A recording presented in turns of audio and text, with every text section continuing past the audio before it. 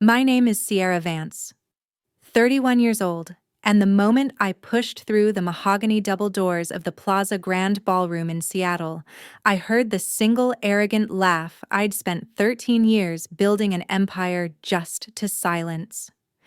It cut through the low murmur of the city's elite all dressed in black tie for the annual Seattle Cares Homeless Fundraiser.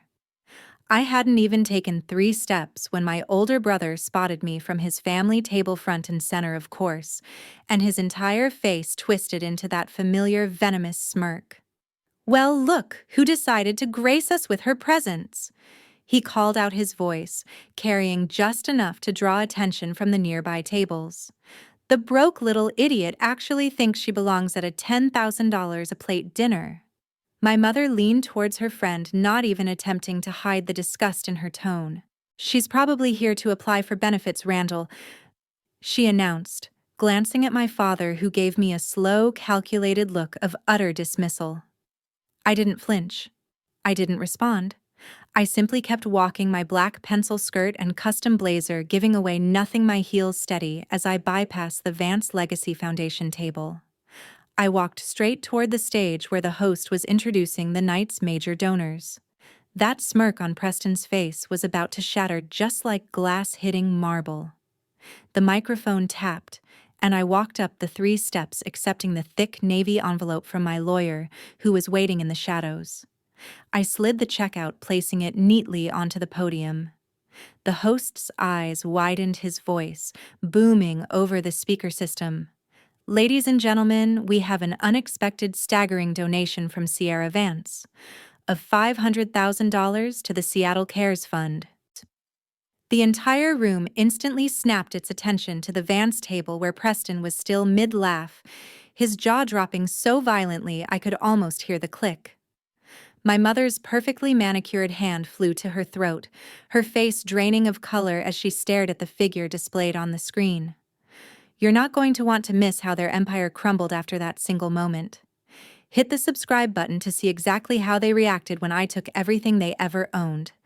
Before you go further into my story, tell me what time you are watching and from which city, so I know how far my story has traveled.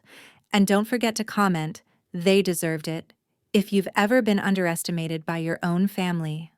To understand why a check for $500,000 was stronger than a bomb, I need to rewind 13 years back to the night I learned I was disposable.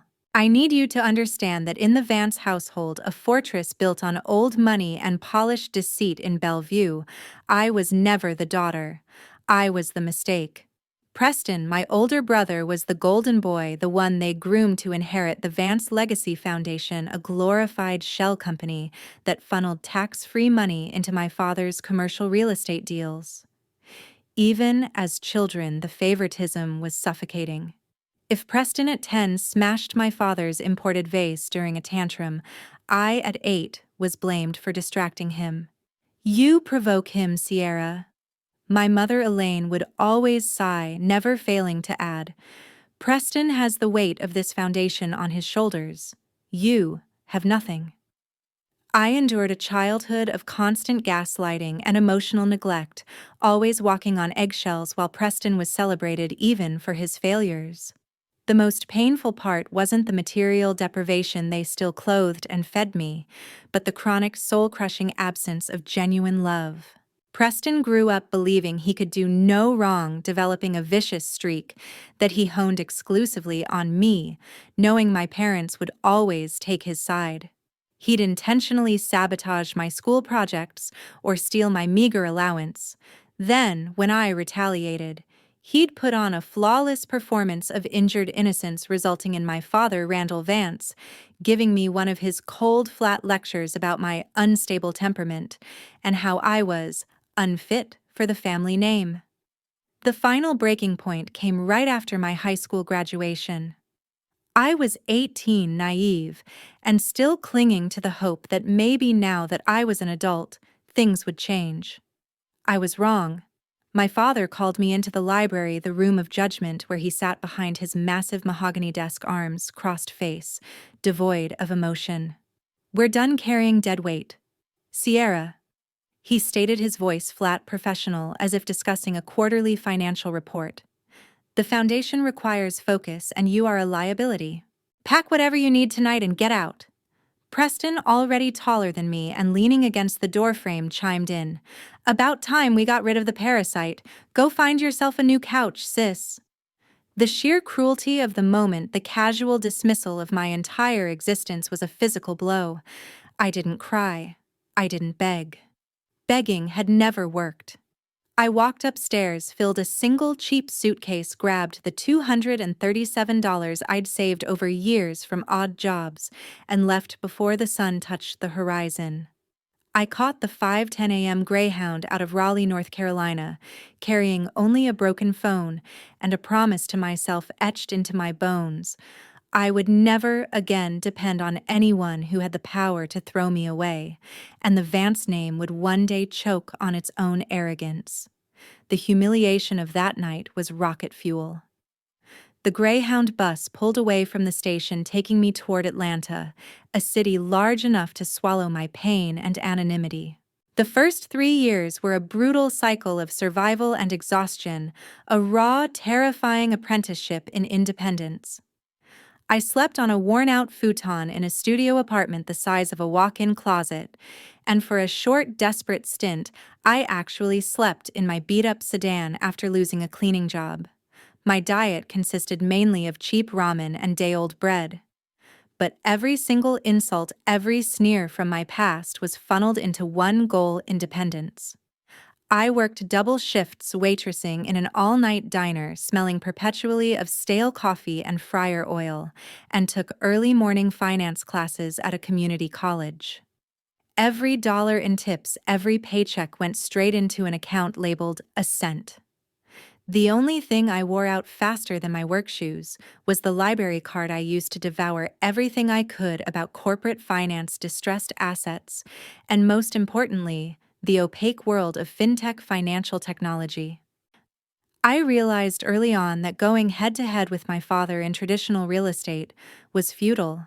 The Vance network was too deeply entrenched. But the fintech sector, the one revolutionizing how assets were tracked and traded, was a new battlefield, one where old money couldn't buy knowledge or grit. By the age of 24, I had saved just over $93,000, mostly through insane frugality and meticulous planning. My opportunity arrived in the form of a 6-unit residential building in a transitional neighborhood that had entered receivership. No major funds were interested. The transaction was too small and messy. I bought it through a newly formed LLC. Nobody could ever link back to the girl who had been kicked out with a $100 bill. 18 months later, I restructured the debt, renovated 3 units myself, and flipped the building for just over $1 million. That was the pivotal moment I knew distressed real estate financing was my calling. I kept every victory absolutely silent. The operating entity was quietly upgraded, eventually changing names to Ascent Group, and by the time I was 27, I established a private equity entity called Aegis Capital Holdings.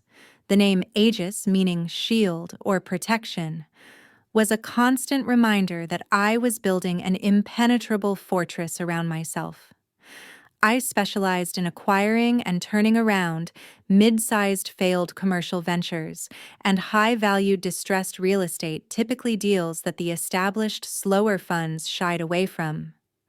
My reputation grew, not with flashy press releases, but with quiet, consistently profitable exits. By 29, I was closing 8-figure deals and had a personal net worth that would have made the Vance family choke if they had ever bothered to check public filings, which, of course, they never did. They assumed I was still struggling exactly where they left me.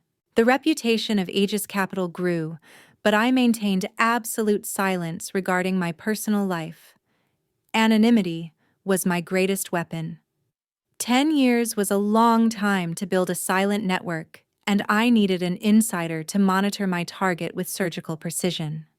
This is where Julian Hayes entered the picture.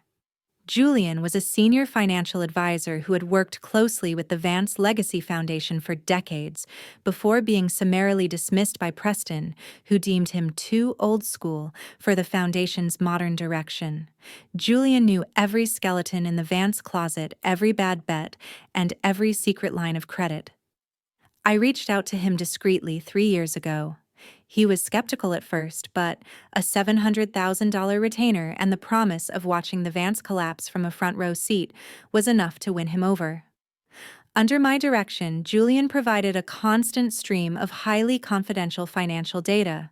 The Vance Legacy Foundation, run by my father, Randall Vance, and now increasingly mismanaged by Preston, was not the impenetrable monolith the family presented to the Seattle elite.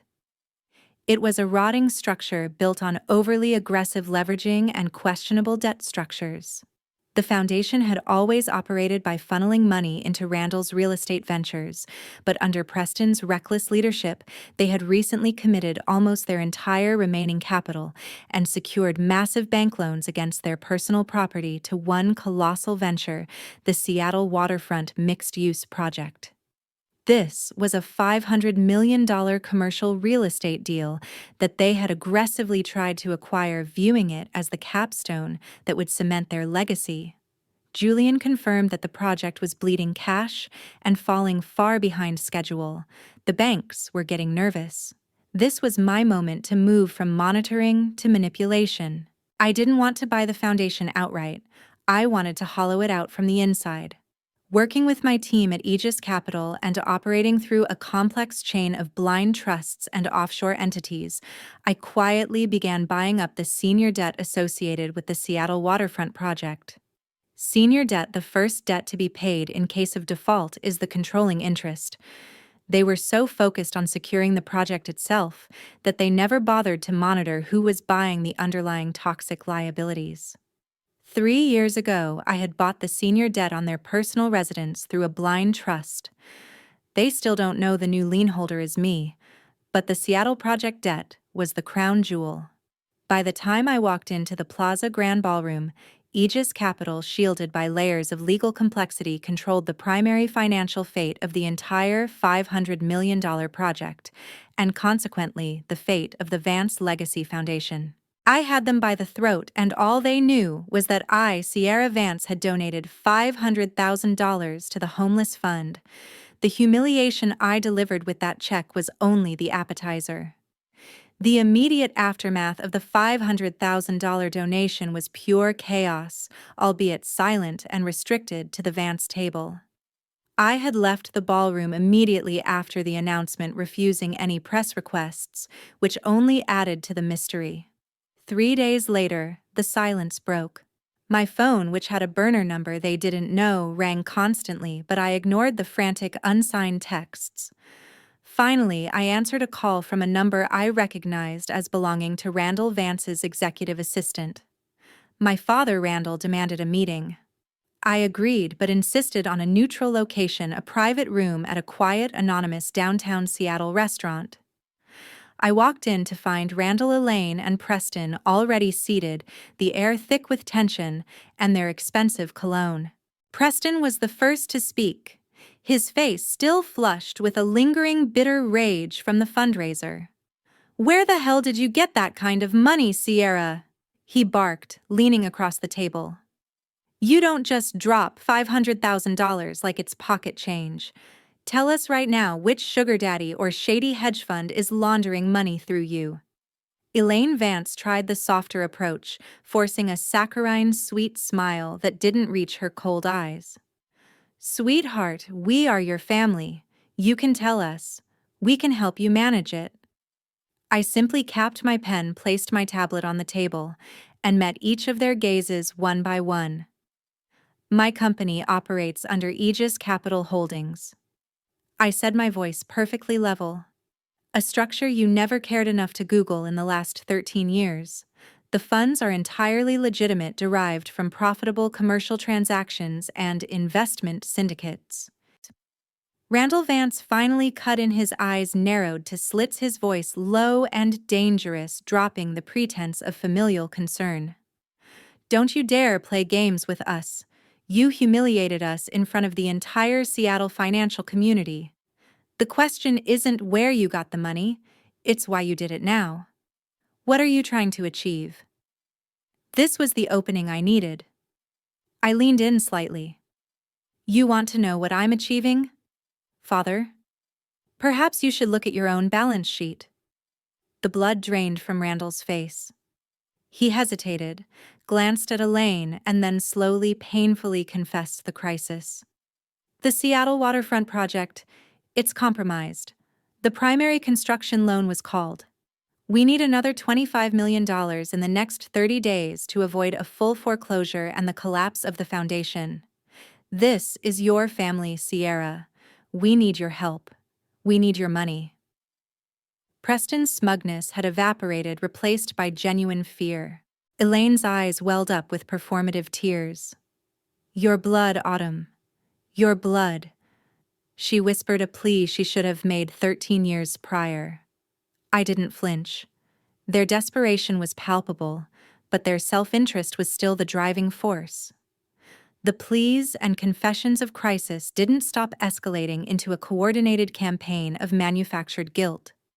A week after our tense meeting, they organized what they dubbed a family reconciliation dinner, held at the penthouse of my Aunt Bethany Vance, Elaine's younger sister, who was known for her social leverage within the Seattle elite and was a minority shareholder in the foundation. Bethany Vance, known for her sharp tongue and superior attitude, sat opposite me, arms tightly crossed, observing me like a specimen under a microscope. Sierra. Bethany began, her voice dripping with artificial warmth. You've done remarkably well for yourself considering the circumstances. But family is family. We want to put this behind us. We want you back. Randall and Elaine Vance quickly jumped in, reciting their well-rehearsed apologies. We were wrong, sweetheart. Elaine sobbed, reaching out as if to touch my hand, a gesture I easily avoided. The way we treated you, it wasn't right. We see that now. We want you to help run the foundation with Preston. You have the financing mind, he has the contacts. Preston, visibly swallowing his pride, muttered, Yeah, water under the bridge. We all win, Sierra. We're good, right?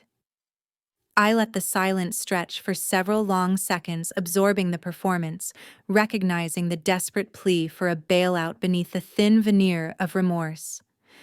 Their regret wasn't for the pain they inflicted, but for the financial stability they had lost. And what exactly does "start fresh" mean to you?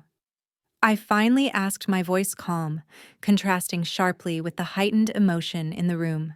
Randall, ever the businessman, eagerly laid out their plan. I would inject the required capital, become the primary financial partner, and essentially become the savior of the Vance Legacy Foundation. It could be a family business again, like we always dreamed. Elaine offered, smiling wider than she had in years. I looked at each of them, Preston, Bethany, Elaine, Randall, their faces hopeful, their eyes desperate. I didn't steal anything, I stated, leaning back in my chair. I earned my capital through market efficiency.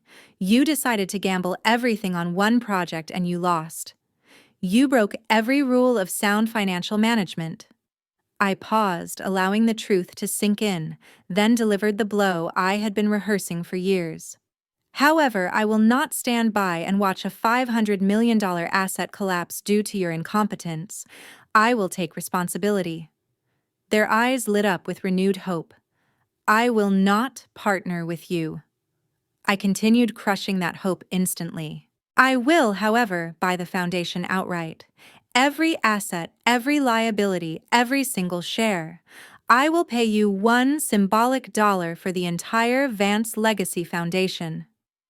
The air left the room. Preston surged to his feet, knocking his chair over. But my lawyer, who was silently observing the meeting from the doorway, stepped forward and simply shook his head. $1, I repeated. Take it, or watch everything the project. Your reputation, your name be wiped out in 30 days. The shock that paralyzed them was immediately replaced by a surge of raw fury. Preston, purple with rage, lunged forward, stopped only by Randall's quick hand. "You vicious animal!" Preston roared. "That company is Father's legacy. You can't take it. This is fraud."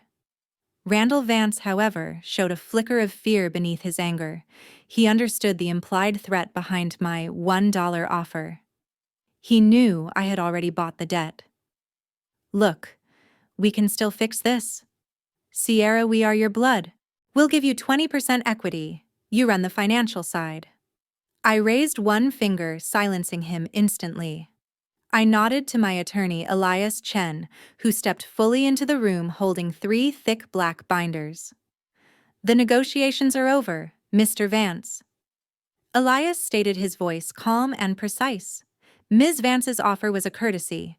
My firm, acting on behalf of Aegis Capital Holdings, has been the senior lien holder on the Seattle waterfront project's controlling debt since January of last year.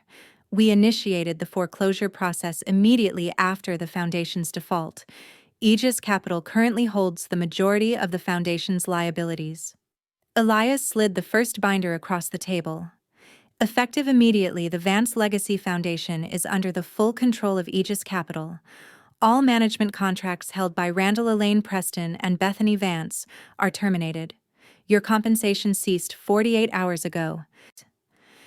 Bethany Vance, who had maintained a superior calm throughout the dinner, finally cracked. "You can't do this, Sierra. We have connections. This will destroy us." I looked at Bethany, then at my mother, Elaine Vance, whose tears were now real mascara streaming down her cheeks. "Connections didn't pay the interest, Bethany. Competence did," I said. Elias Chen opened the second binder, placing the top document, a corporate resolution and stock transfer certificate signed 3 years ago, for them to read.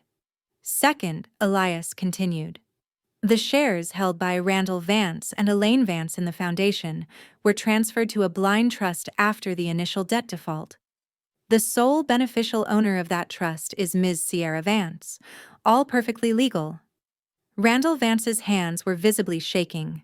He realized the depth of the betrayal, the meticulous planning of the last decade. Elias Chen slid the final set of documents forward. Pre-drafted no-contact agreements and restraining order petitions. "Sign these voluntarily," Elias instructed, "or we file unilaterally tomorrow morning.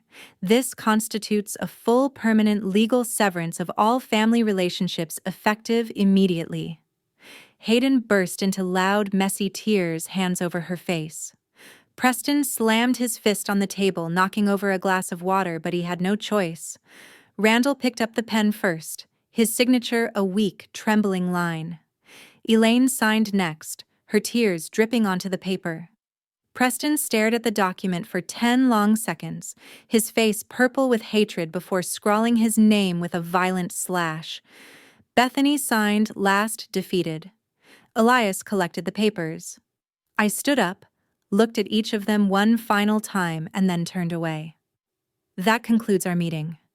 I walked out of the room, leaving them with their destroyed legacy and the soft final click of the door closing behind me. A year after my father's trembling hand signed away the Vance Legacy Foundation, I stood at the floor-to-ceiling window of my new 42nd-floor office in Midtown Manhattan, watching the sun set over the city I now helped reshape. The Seattle waterfront project, now under the management of Aegis Capital, was back on track, rebranded and thriving. It was a daily towering reminder that the asset they chased was only saved by the one person they had deemed worthless. Their story, predictably, had unraveled in lockstep with the law and the market. The Vance estate in Bellevue, collateralized against their failed investments, entered foreclosure within 60 days after the debt was called. They were forced to sell it at auction for 40% under market value, just to satisfy a fraction of their remaining personal liabilities. Randall Vance lost his golf club membership. Elaine Vance's charity invitations dried up instantly. They moved into a cramped 2-bedroom apartment near the airport, the kind with thin walls and shared laundry. The first time in their lives, they had lived without a gate and security guard. The collapse was total, public, and absolute. Preston Vance, with a resume now reading as a cautionary tale associated with the foundation's failure, was unemployable in any reputable financial institution. The industry had blacklisted anyone related to the Vance name's downfall. He eventually took a job overnight stocking shelves at a big box store for $14 an hour, a far cry from the corporate boardrooms he believed were his birthright. Bethany Vance's reputation was tarnished by her association with the financial disaster, leading to her being quietly removed from several philanthropic boards. I never checked on them directly. I didn't need to. Public records and the cold, hard reality of the American financial system painted the picture clearly enough. Status is only as stable as the balance sheet that underpins it. Meanwhile, I poured my energy into the next chapter of my own making. In March, I formally launched the Vance Ascent Scholarship Fund, allocating $10 million annually, fully endowed, targeted specifically at first-generation college students from low-income households who exhibited exceptional grit and resilience. The application essay question was simple yet profound. Tell us about a time someone told you that you would never make it and how you proved them wrong. Every board meeting, every recipient ceremony, I thought of the 18-year-old girl with one cheap suitcase and a Greyhound ticket. The fund carried the Vance name not to honor them, but to reclaim it, transforming their toxic legacy into a beacon for others. The no-contact orders held. They disappeared from my world as completely as I once disappeared from theirs, and I never heard from any of them again. I no longer need their recognition, nor their approval, nor the love they withheld. I only needed the chance they tried to take away. My story is not just one of revenge. It is a testament to the fact that your worth is not defined by the family name you inherit, but by the fire you carry when they try to burn you down. The greatest legacy is the one you build for those who need to know that even when you start with nothing, you can ascend. If you have ever been underestimated, may this story give you the courage to build your own ascent. Please like this video.